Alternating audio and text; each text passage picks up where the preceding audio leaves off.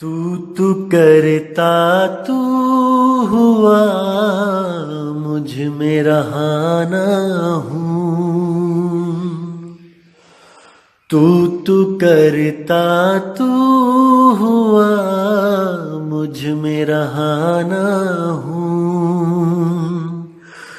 आपा परखा मिट गया जब आपा परखा मिट गया, जित देखूं तित तू तू तू करता तू हुआ मुझ में रहाना हूँ। प्रिय बंधुओं, तहे दिल से आप सबको नमस्कार, सत श्री अकाल। आज जो मैं आपको ज्ञान जो बताने आया हूँ वो बाबा नानक जी की एक वाणी है जिसको कई संतों ने अपने अपने ग्रंथ में लिखकर उसका मनमाना अर्थ किया है और आप सबको भरमाने में कोई कसर नहीं छोड़ी है। तो आज उस वाणी का सही से अर्थ करेंगे कि आखिर बाबा नानक जी के भाव क्या थे उस वाणी को बोलने में, क्योंकि हम सब शब्दों को पकड़ लेते हैं, भावों को नहीं पकड़ते। दोस्तों, इसी में दिक्कत आ जाती है। तो इन सब वाणियों को हम गहराई से मनन करेंगे और इन्हीं वाणियों से हम सत्य को उजागर करने की पूरी कोशिश करेंगे। और मुझे पूरा यकीन है कि जो मेरे भाई विवेकी हैं एक क्षण नहीं लगाएंगे वो सत्य और असत्य का निर्णय करने में। तो दोस्तों, गुरु ग्रंथ साहब के अंग नंबर 60 पे आपको ये वाणी मिलेगी और आप उसको स्पष्ट रूप से देख सकते हो, समझ सकते हो। क्या कहते हैं नानक साहब? बिन गुरु प्रीत न उपजे हऊ में मैल न जाई। मतलब कि आपकी परमात्मा से प्रीत उपज ही नहीं सकती जब तक आपके जीवन में कोई गुरु ना हो। गुरु की इतना बड़ा महत्व बता दिया है वाणी में कि बिना गुरु के प्रीत न उपजे, उपज ही नहीं सकती। जैसे बिना बीज डाले आपके खेत में कोई फसल नहीं उग सकती, उसी तरह बिना गुरु के आपके अंदर परमात्मा के लिए सच्ची प्रीत उपज ही नहीं सकती। कितना ही जोर लगा लो कि मैं उस परमात्मा से प्रेम करूं, कर ही नहीं सकते। किससे कर लोगे?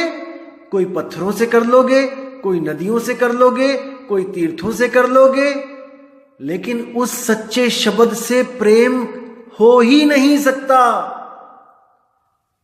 क्योंकि उसके बारे में आपको कोई बता ही नहीं सकता गुरु के सिवा। जब तक वो सतगुरु आपकी जिंदगी में नहीं आ गया, उस निज नाम को प्रेम करना असंभव है। अपना नाम जानना असंभव है। तभी वाणी में कहते हैं, 3 गुणों की भक्ति में भूल पड़े संसार। और कहे कबीर निज नाम बिन कैसे उतरो पार। कि 3 गुणों की भक्ति में, यानी कि ब्रह्मा विष्णु महेश, सतोगुण रजोगुण तमोगुण, इन तीनों की भक्ति में भूल पड़े संसार। जितने भी तीर्थ स्थान आप देखोगे भारत में, या तो इन तीनों देव के हैं या फिर इनके ही भक्तों के हैं। जैसे गोरखनाथ, भैरवनाथ और कई नाथ, बाबा बालकनाथ। तो तीर्थ स्थानों में या तो इन 3 गुणों की पूजा हो रही है या फिर उनकी हो रही है जिन्होंने इन 3 गुणों की पूजा करी, या फिर इन 3 गुणों को पैदा करने वाली जो माया है, शक्तिपीठ, त्रिगुणी माया। जैसे साहिब कहते हैं, माया महा ठगिनी हम जानी, त्रिगुण फांस लिए कर डोले, और बोले माधुरी वाणी, माया महा ठगिनी हम जानी। तो भाई, वाणी पे विचार करना है कि वाणी क्या कहना चाहती है। कहते 3 लोक है देह में, रोम रोम में धाम, और बिन सतगुरु ना पाइए सार शब्द निज नाम। जैसे पिछली वाणी में भी बोला कि 3 गुणों की भक्ति में भूल पड़े वो संसार, कहे कबीर निज नाम बिन। निज नाम क्या है? ये निज नाम, निज नाम होता है जैसे आपकी कोई निजी वस्तु है जिसपे केवल आपका हक है, जिसपे किसी और का नाम नहीं लिख सकता कोई। जैसे आपकी प्रॉपर्टी पे आपका ही नाम लिखा जाएगा, कोई और उस पे अपना नाम नहीं लिख सकता। निजी वस्तु, निजी। इसी तरह आपका निजी नाम जो किसी और का नाम नहीं है, स्वयं आपका निज नाम है, जिसको बाबा नानक कहते कोई नाव ना जाने मेरा। हालांकि पांचवी पातशाही की वाणी है, लेकिन मैं 10 गुरुओं को एक ज्योत मानता हूं। अब ज्योत का देखो, जहां मैं कहता हूं कि ज्योत मानता हूं, वहां का मतलब यह नहीं है कि वो ज्योत स्वरूपी अलख निरंजन मानता हूं।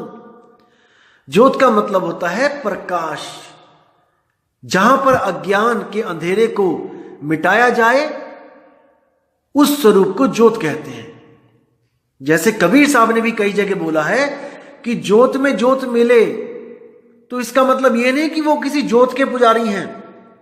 मेरे एक सिख भाई ने पिछली ऑडियो में मुझे कमेंट किया था कि आपने शायद ठीक से समझा नहीं कि कबीर साहब क्या कहना चाहते हैं। कबीर साहब कहते हैं ओ अंकार आद में जाना। इसको जो वाणी को पढ़ के उन्होंने बोला कि इस पेज को पूरा पढ़िए, मैं आपको उसका भी अर्थ बताना चाहूंगा, क्योंकि एक नई ऑडियो बनाने से पूरी उसी पेज पर इतना बताना काफी है कि वो क्या कहना चाह रहे हैं। दोस्तों, मैंने पिछली ऑडियो में आपको बताया था कि वस्तु एक है, उसी के अनंत नाम है। चाहे उस वस्तु को, देखो वस्तु को जानना पड़ेगा पहले। अगर बिना जाने आप नाम पे अटकोगे तब बात नहीं बनेगी। पहले आप वस्तु को जान लो, फिर आप उस वस्तु का कोई भी नाम रख लो, कोई दिक्कत नहीं है। समझो, कबीर साहब कहते हैं ओ अंकार आदि में जाना। तो कुछ लोग, भाई लोग भ्रमित हो जाते हैं कि नहीं, देखो कबीर साहब कह रहे हैं ओ अंकार आदि में जाना, यानी कि आदि में ओ अंकार था। कौन सा? जो किताबों में लिखा हुआ है। दोस्तों, इसको समझना। वो भ्रमित होकर कह देते हैं कि देखो ओ अंकार लिखा है, यानी कि ओ अंकार जो मैं लिख रहा हूं, जो वाणियों में लिखा हुआ है, वही आदि है। नहीं दोस्तों, आगे देखो क्या लिखा है। ओ अंकार आदि में जाना, लिखे और मेटे ताही ना माना। कितना स्पष्ट कह दिया कि अगर उसको लिख के मेटने वाला ओ अंकार कोई समझता है तो मैंने उसको नहीं बोला है। कितना स्पष्ट है। और आगे बोला गया है कि ज्योति में ज्योत समाना, इसका मतलब यह नहीं कि किसी ज्योत में समा जाना है, किसी पतंगे की तरह उस ज्योत में समा के मर जाना है। ज्योत में ज्योत समाने का मतलब होता है आप 2 ज्योत को लगा के देखिए, बिल्कुल साथ में जोड़ के देखिए, आपको पता भी नहीं लगेगा कि ये 2 ज्योत कब एक हो जाएगी। उसमें कोई भेद नहीं कर सकता कि ये 2 ज्योत है कि एक है। ये सांकेतिक ज्ञान बोला गया है, ना कि किसी ज्योत के बारे में बोला गया है कि हमने किसी ज्योत में समा जाना है। जैसे कबीर साहब की वाणी है, तू तू करता तू भया मुझ में रहा ना हूं।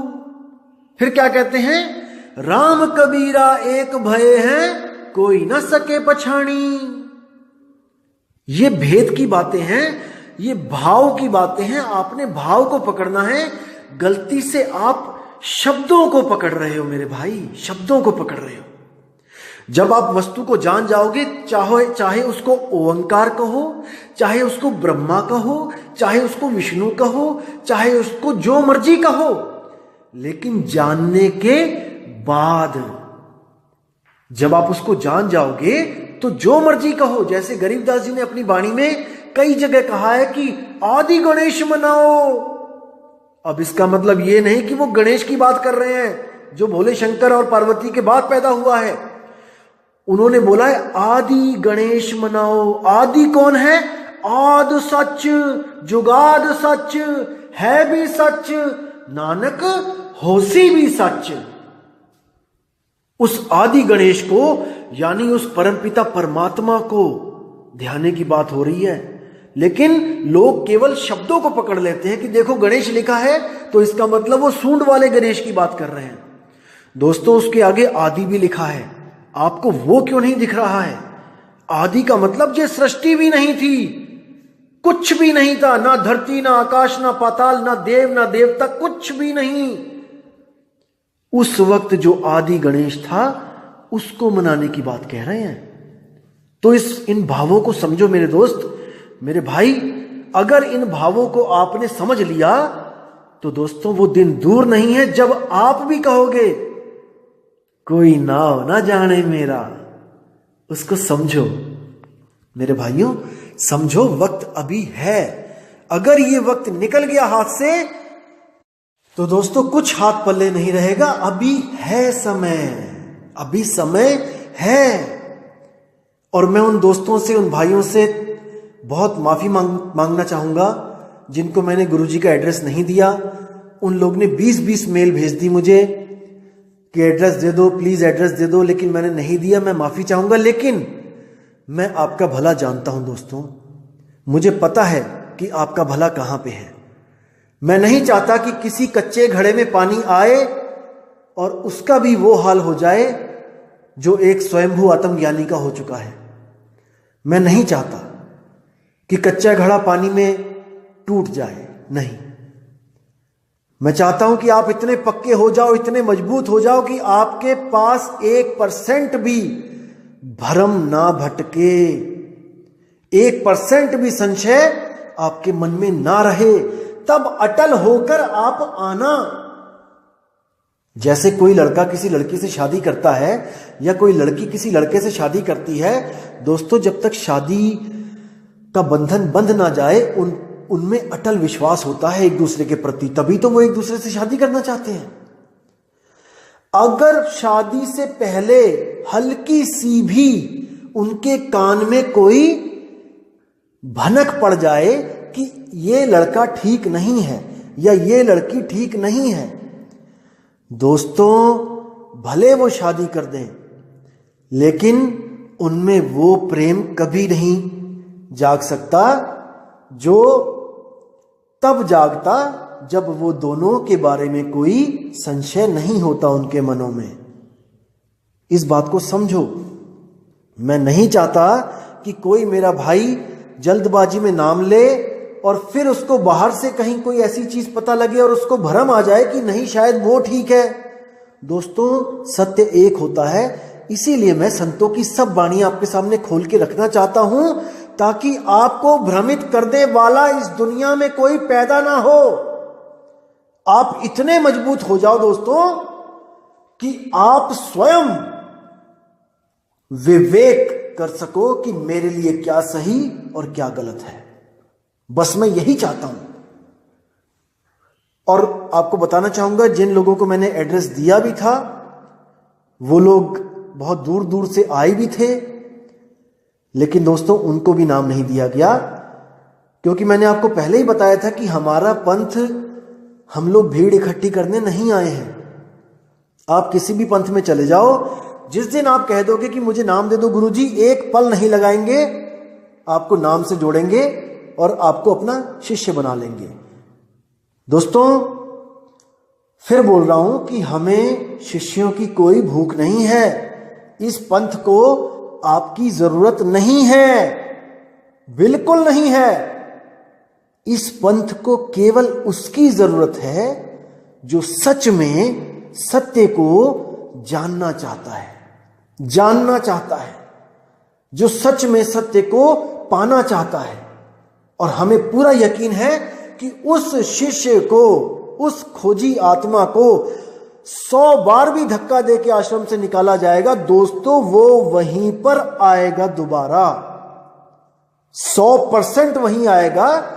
जैसे जो जहाज का कांव होता है, कौवा, जब जहाज चल पड़ता है, समुद्र के बीचों बीच होता है, तो हजारों किलोमीटर इधर जमीन नहीं मिलती और हजारों किलोमीटर उधर जमीन नहीं होती है।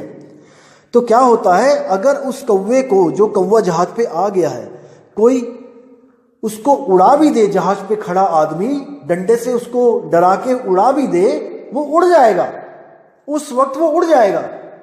लेकिन उड़ता उड़ता उड़ता उड़ता लौट के फिर वहीं आ जाएगा, क्योंकि उसको पता है कि इस जहाज के अलावा और कहीं जमीन ही नहीं है मेरे ठहरने के लिए। इसलिए वाणी में आता है, बंदी छोड़ दयाल तुम लग हमरी दौड़, जैसे काग जहाज का पावत और न ठौर। उस कौवे को और कहीं ठौर ही नहीं है, वो जाएगा कहां। इसलिए गुरुदेव कभी भी जल्दबाजी नहीं करते। वो परीक्षा भी लेते हैं कि देखें तो सही इसमें कितनी परख है, इस बच्चे में। सारी दुनिया को परख के दोबारा यहीं पे आएगा अगर सच में सच्चा पारखी होगा तो। अगर कहीं और जुड़ जाएगा तो इसका मतलब वो पारखी था ही नहीं, और जो पारखी नहीं है उसकी हमें कोई जरूरत नहीं है। जैसे आपने कई बार देखा होगा, कई पंथ ऐसे भी हैं यहाँ पे भारत में चल रहे हैं, जहां पर नामदान से पहले कई सवाल जवाब होते हैं, कई तरह के सवालों से गुजरना पड़ता है, लोग पूछते हैं, तब जाके आपको नामदान की पर्ची मिलती है। तो कई लोग क्या होते हैं, 3 बार जाते हैं नहीं मिलता है, चौथी बार जाते हैं नहीं मिलता है, 5वीं बार जाते हैं नहीं मिलता है, तो सोचते हैं अरे यार यहां नाम ही नहीं मिलता है, छोड़ो, यहां नहीं लिखा है, मेरी किस्मत में नहीं लिखा है, मैं कहीं और ले लेती हूं, और जाके किसी और से नाम ले लेते हैं, गुरु से। अब उनकी परख देखिए आप, कि आप अगर मान के चलो कि आप किडनी के रोग से ग्रसित हो, आपको किडनी का रोग है, आपकी किडनी फेल हो गई है, और आपके शहर में केवल एक डॉक्टर है जो किडनी का एक्सपर्ट है। अब आप उस डॉक्टर के पास गए और वहां पर बहुत बड़ी भीड़ है, आपने देखा कि इतनी लंबी लाइन, 200 बंदे लगे हैं और मुझे तो बैठे बैठे शाम हो जाएगी, तो आपने उस डॉक्टर को छोड़ के आप किसी नीम हकीम खतराए जान के पास चले गए कि भाई डॉक्टर के पास तो बहुत लंबी लाइन है, मैं कहीं और इलाज करवा लेती हूं, और आप उस झोला छाप डॉक्टर के पास जाके आपने अपना इलाज करवा लिया। दोस्तों, आप जीवित नहीं बचोगे, भले वहां पे देर लग जाए, लेकिन वो एक्सपर्ट है, वो आपको ठीक कर सकता है। लेकिन झोला छाप डॉक्टर के पास एक पल में नंबर आ जाएगा आपका, इसका मतलब ये नहीं कि वो आपको ठीक कर देगा। इसलिए कितना ही समय क्यों ना लग जाए, लेकिन सतगुरु के चरणों में पड़े रहो, सतगुरु को अरदास करते रहो कि मालिक अब जोड़ दो, मेरे मालिक अब जोड़ दो। तो इसी तरह परख होती है जीवों की, मालिक परखते हैं। तो कबीर साहब कह रहे हैं कि कहे कबीर निज नाम बिन कैसे उतरो पार। तुम्हारा जो निज नाम है वही नाम परमात्मा का भी है, इसको पकड़ो मेरे भाई। जो तुम्हारा निज नाम है वही नाम परमात्मा का है, दोनों एक से ही हैं, एक ही हैं, इसको मान के चलो कि वो एक ही है। जैसे आप शीशे के सामने खड़े हुए तो आपने क्या बोला वहां पे कि जो तू सो हम, यानी जैसा तू है, जो दिख रहा है मुझे, जैसा तू है वैसा ही मैं हूं, यानी हम दोनों में कोई भेद नहीं है, दिखने में हम दोनों एक से हैं। जैसे आपको कोई कहता है ना कि अपनी फोटो दो, अपना चित्र दो, इसका मतलब जैसे आप हो बिल्कुल वैसा ही आपका चित्र होगा, जैसे तुम वैसी तुम्हारी फोटो, जो तू सो हम। तो आज सोहम के बारे में आपको मैं बताना चाहता था, क्योंकि इस वाणी में सोहम लिखा है, और सोहम को दिखा दिखा के कुछ अधूरे संत आपको सोहंग मंत्र पकड़ा देते हैं कि देखो बाबा नानक भी सोहंग मंत्र जपते थे। दोस्तों, बिल्कुल गलत है, बिल्कुल गलत है।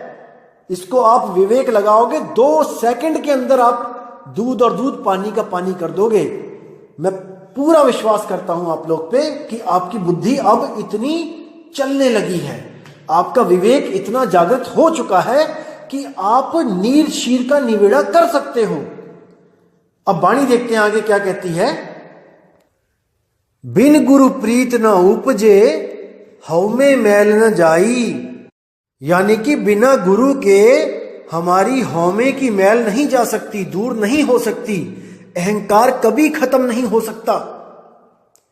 जैसे हम मंदिर में दर्शन करने भी जाते हैं, कोई बड़ा आदमी जाता है तो अहंकार लेके जाता है, वो लाइन में नहीं लगना चाहता कि मैं किसी आम भगत के पीछे लगूं, वो अपने अहंकार को साथ में लेके जाता है और अपना आई कार्ड दिखाता है कि मैं सीएम हूं, मैं पीएम हूं, मैं डीएम हूं, मुझे अलग से दर्शन, फास्ट दर्शन करा दिए जाएं। तो ये हौमे की मैल कभी नहीं दूर हो सकती दोस्तों बिना गुरु के। तो क्या कहते हैं, सोहम आप पछाणिए शब्द भेद पति आई। कितनी प्यारी वाणी है कि तुम सोहम को मंत्र मत समझो, सोहम आप पछाणिए, यानी कि खुद को सोहम पहचानो कि तुम ही सोहम हो। एक बहन ने कमेंट में बड़ा अच्छा लिखा कि क्या सोहम हम ही हैं। मैंने उसको पढ़ा और मुझे इतनी खुशी हुई कि देखो जागृति, देखो आत्मा की, कितने प्यार से लिखा। उसने पूछा मुझे कि क्या सोहम हम खुद हैं। हाँ मेरी बहन, हम ही सोहम हैं, हम ही सोहम हैं। जैसा तू वैसे हम, जो तू सो हम। समझो, कबीर साहब से पहले सब जितने भी ऋषि मुनि, पीर पैगंबर, ये सब सोहम का जाप करते थे। लेकिन कबीर साहब ने जाप नहीं बोला। कबीर साहब के आने से पहले भी सोहम था यहां पे, लेकिन वो एक मंत्र था, उसको जपा जाता था। जैसे आप शिव सूर्योदय में पढ़ोगे या फिर आप गरुड़ पुराण में पढ़ोगे, इनमें सोहम मंत्र है, लेकिन गुप्त रूप में है, आपको दिखाई नहीं देगा। जब मैं दिखाऊंगा तब दिखेगा। कई लोग कहते हैं ना कि सोहम मंत्र 52 अक्षर वाले किसी ग्रंथ में नहीं है, यानी कि संस्कृत के शब्दों वाले किसी ग्रंथ में नहीं है। दोस्तों मैं दिखाऊंगा, मैं फोटो भी भेजूंगा उसकी, आप उस पर परख करना। वो गुप्त रूप से दिखाया गया है उसमें, लेकिन उसको उजागर जरूर करूंगा मैं, और आप समझ जाओगे कि वो क्या चीज है। सोहम ही है। तो क्या कहते हैं, कबीर साहब कहते हैं कि सोहम जपो नहीं भाई, सोहम तुम खुद हो। तो साहिब कहते हैं सोहम शब्द हम जग में ले आए, और सार शब्द हमने गुप्त छुपाए। यानी कि सोहम शब्द हम जग में ले आए, यानी कि आत्मा का ज्ञान मैं जग में लेके आया हूं। नहीं तो बड़े से बड़ा देव भी ओमकार का जाप कर रहा था, बड़े से बड़ा भगवान किसी ना किसी मंत्र का जाप कर रहा था। लेकिन सोहम शब्द हम जग में ले आए, ये आत्मा का ज्ञान मैं इस जग में लेके आया हूं, नहीं तो कोई भी आत्म ज्ञान को प्राप्त नहीं हो सकता। ये मैं ही हूं जो सब संतों को गुरु रूप में मिलता हूं और उनको उनका ही नाम दे देता हूं। दादू जी को मिले, गरीबदास जी को मिले, धर्मदास जी को मिले। धर्मदास तो 100 साल के बाद पैदा हुए, जब कबीर साहब यहां से जा चुके थे। गरीबदास जी देखो कब पैदा हुए हैं, और कबीर साहब कब गए हैं। 1.5, 2 साल, 3 साल, 300 साल का फर्क है। और अब मदन साहिब देखो, 1843 में मदन साहिब को कबीर साहब आके मिले। कब गए हुए थे कबीर साहब, देखो 120 साल पूरे करके कब चले गए थे, लेकिन वो आते हैं जीवों के कल्याण के लिए। बाबा नानक को बेई नदी पे मिले गुरु रूप में, वहां पर उनको नाम दिया। तो दोस्तों इन बातों को समझो। हम ये नहीं कहते कि आप कबीर कबीर करो, कबीर का नाम जपो, लेकिन जो हमारे लिए इतना कुछ कर रहा है, हमने उसको सर्वोपरि मानना है। सब संत मेरे पूज्य, हर संत मेरा भगवान, मेरा परमपिता परमात्मा है, क्योंकि वो समा चुके हैं, ज्योति ज्योत समा चुकी है। इस भाव को पकड़ना है, शब्दों में नहीं जाना है। मैं फिर कह रहा हूं, ज्योति ज्योत का मतलब ये नहीं कि किसी ज्योत की पूजा करके उस ज्योत में चले गए। कबीर साहब कहते हैं, ये ज्योत स्वरूपी अलख निरंजन, ये धरता ध्यान हमारा। इसको समझना पड़ेगा। ज्योत स्वरूपी हाकिमा जिन अमल पसारा, अमल मिटाऊं तासु का पठाऊं भव पारा, कहे कबीर अमर कर राखूं जो निज होए हमारा। जो इस ज्योत को त्याग दे और हमारी प्रतीत कर ले, उसको मैं भव सागर से पार कर देता हूं, और उसका स्वरूप बिल्कुल वैसा हो जाता है जैसा परमपिता परमात्मा का होता है। अब उनमें कोई पहचान नहीं सकता। जैसे कहते हैं, अब तो जाए चढ़े सिंहासन, मिले हैं सारंग पानी, और राम कबीरा एक भय हैं, कोई न सके पछाणी। अब वो दो नहीं रह जाते हैं, अब वो एक हो जाते हैं। तो क्या कहते हैं वाणी में आगे, सो हम आप पछाणिए सबद भेद पति आए। यानी उस गुरु से भेद प्राप्त करके उसको पतियाए, उससे प्रेम करे। गुरु ने जो भेद बताया है शब्द का, उसे प्रेम करे। वो आप स्वयं हो, वो आपका अपना नाम है। एक छुड़ाए एक लखाए, ऐसा गुरु ढूंढो जो उसका भेद बता दे, शब्द भेद दे दे आपको, लोगों के नाम छुड़वा दे और आपका अपना नाम आपको बता दे। आगे क्या कहते हैं, गुरुमुख आप पछाणिए अवर की करे कराए। कहते हैं, हे गुरुमुख, तुम अपने आप को पहचानो कि तुम कौन हो। अवर की करे कराए, और किसी से हमने क्या लेना, वो कौन है, और किसी को पहचान के हमने क्या करना कि वो कौन है। हमें खुद को पहचानना है। गुरुमुख आप पछाणिए अवर की करे कराए।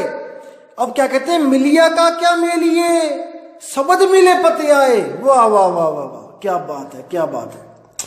कहते हैं मिलिया का क्या मेलिए, यानी कि उसको कौन दे सकता है तुम्हें, वो तो तुम स्वयं मिले ही हुए हो।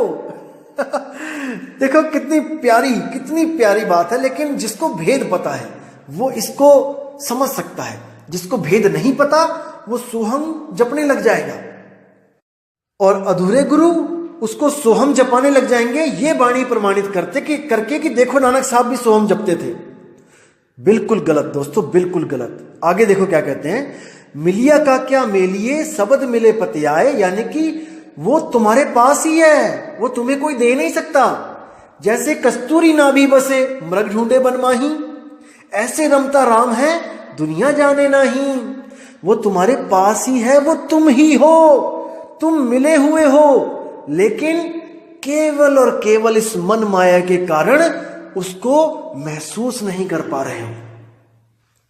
वो तुम हो, तुम यहां पर मिले हुए हो इस शरीर में। ये शरीर चल रहा है क्योंकि तुम हो इस शरीर में, तुम आत्म रूप हो, लेकिन खुद को बिना शब्द के प्राप्त नहीं कर सकते। बस इतना समझ लो। आगे क्या कहते हैं, मनमुख सोझी ना पावे बिछुड़े चोटा खाई। मनमुख इन बातों को नहीं समझ सकता और वो बिछड़ के चोटा खाएगा, यानी जन्म मरण में भ्रमित हो जाएगा, मां के गर्भ में चला जाएगा, अपने असली घर नहीं जा पाएगा। नानक दर घर एक है और न दूजा जाई।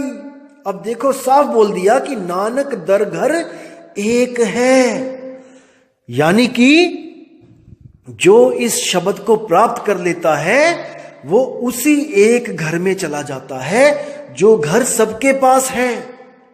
सबके पास है, कहीं जाना नहीं है, कहीं सतलोक अलखलोक अगमलोक नहीं जाना है। एक घर को छोड़ के दूसरा घर, दूसरा घर को छोड़ के तीसरा घर, वो सबके पास है। उसी शब्द में सुरती को समाना है और वही शब्द गुरु उसका असली घर है। अब कई लोग मुझे कहते हैं कि आप बोलते हो कि सतनाम स्थान है जहां पे सुरती समाएगी और सतनाम ही परमात्मा है, जैसे दिल्ली एक स्थान भी है, दिल्ली एक परमात्मा यानी एक इंसान भी है, ऐसा कैसे हो सकता है, कई लोग कहते हैं। दोस्तों आपको बताना चाहूंगा, जो मां है, मां का उदाहरण दूंगा, जो मां है वो एक इंसान है, लेकिन मां की गोद एक स्थान है। समझो मेरे भाई, मां एक इंसान है और मां की गोद एक स्थान है। जब बच्चा वो गोद में रखती है तो उसको पूछा जाता है कि बच्चा कहां पे रहता है, कहां पे है इस वक्त, कहां पे बैठा है, तो मां की गोद में बैठा है। दोस्तों बैठा तो स्थान पे ही जाता है ना, लेकिन स्थान होते हुए भी वो मां है, वो इंसान है। इसी तरह शब्द वो परमात्मा भी है, वो स्थान भी है जहां पे श्रुति को जाके ठहरना है। गहराई से समझो, समझ में आएगी ये बात दोस्तों, आएगी। इतने विवेकी आप हो चुके हो कि इस बात को आप समझ सकते हो। तो दोस्तों ये जो शब्द था ये बहुत जरूरी था बताना आपको, क्योंकि कई लोग भ्रमित हो चुके हैं और मुझे मेल्स भी आती हैं कि देखो संतों की वाणियों में सोहम लिखा है और आप कहते हो कि सोहम नहीं जपना है। दोस्तों सोहम नहीं जपना है। संतों का सोहम और जोगियों का सोहम अलग अलग है। जोगियों का सोहम मंत्र है और संतों का सोहम अपना आत्म रूप है। इसको समझो, जोगियों का सोहम श्वासों पे चलता है और संतों का सोहम श्वासा से भी न्यारा। श्वासों की भी जरूरत नहीं है, श्वास से तो शरीर कायम है, आत्मा को श्वासों की कोई जरूरत नहीं है। आत्मा बिना श्वासों के भी अमर है। इसको समझो मेरे भाई, और पूरी उम्मीद है मुझे आप समझ चुके हो। तो दोस्तों इसी के साथ मैं वाणी पे विराम देता हूं और अगली ऑडियो बहुत जल्द भेजूंगा। और जो मेरे भाई कह रहे हैं कि कर नैनो दीदार महल में प्यारा है का पार्ट 2 और 3 जल्दी बनाओ, दोस्तों बहुत सी ऐसी बातें हैं जो आप जब तक नहीं समझ गए आप उन चीजों में कंफ्यूज हो जाओगे। वो मैंने आपको बताया था कि वो वाणी सबसे इंपॉर्टेंट वाणी है जिसमें हर भेद बता दिया गया है, लेकिन आपके कंसेप्ट बहुत से क्लियर करने हैं मैंने, ताकि आपको वो वाणी पूरी अच्छी तरह समझ आए। इसलिए मैं नहीं चाहता कि मैं उस वाणी को पहले बना दूं और आप कंफ्यूज हो जाओ। उससे पहले बहुत से कॉन्सेप्ट क्लियर करने हैं मैंने आपके, ताकि आपको बिल्कुल पानी की तरह वो वाणी समझ में आए। तो दोस्तों आपसे मैं अब विदा चाहूंगा और मालिक से अरदास करूंगा कि आपके विवेक में बढ़ोतरी करता ही जाए, करता ही जाए, और आप सत्य की तरफ बढ़ते जाओ, बढ़ते जाओ। बस यही मेरे दिल की अरदास है कि हर मेरे भाई को सत्य से रूबरू मेरा मालिक जल्दी करवाए, ताकि आप सबका जन्म मरण जीते जी खत्म हो जाए। जीते जी, मरने के बाद नहीं दोस्तों, जीते जी पाना है उसको, तभी तो आप गवाही दोगे कि हां मैं मुक्त हूं। मरने पे कोई मुक्त नहीं हुआ है। तो दोस्तों विदा चाहता हूं अब। जय गुरु बंदी छोड़ मदन साहिब, जय गुरु बंदी छोड़ वैराग साहिब, जय जय बंदी छोड़ सतगुरु सत्य कबीर साहिब की सदा ही जय हो। साहिब बंदगी सतनाम, सत श्री अकाल।